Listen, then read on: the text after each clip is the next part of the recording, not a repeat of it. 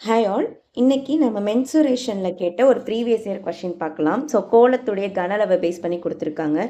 3 centimetre ஆரம் கொண்ட கோள வடிவ பலூனில் காற்று செலுத்தப்படும் போது அதன் ஆரம் 9 சென்டிமீட்டராக அதிகரித்தால் அவ்விரு நிலைகளில் பலூன்களின் கன அளவை காண்க. ஸோ இதான் கொடுத்துருக்காங்க, கன அளவுகளின் விகிதத்தை காண்க. இதான் கொஷின் கொடுத்துருக்காங்க.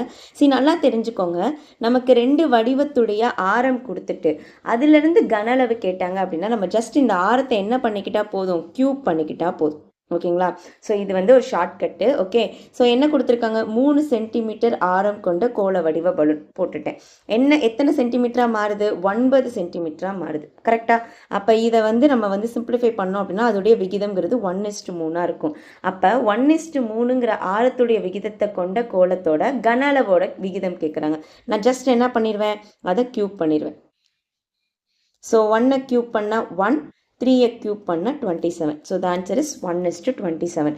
இதுவே பரப்பளவுடைய விகிதம் கேட்டாங்க அப்படின்னா நான் என்ன பண்ணுவோம், அந்த ஆரத்தை ஜஸ்ட் ஸ்கொயர் பண்ணிடுவோம். ஸோ ஆரத்தை நம்ம ஸ்கொயர் பண்ண என்ன வரும், 1:3 இருக்கா, அதை ஸ்கொயர் பண்ணோம் அப்படின்னா 1:9. அவ்வளோதான். ஸோ ஆரம் கொடுத்து கன அளவு கேட்டால் கியூப் பண்ணுவேன், ஆரம் கொடுத்து பரப்பளவு கேட்டாங்க அப்படின்னா ஸ்கொயர் பண்ணுவேன்.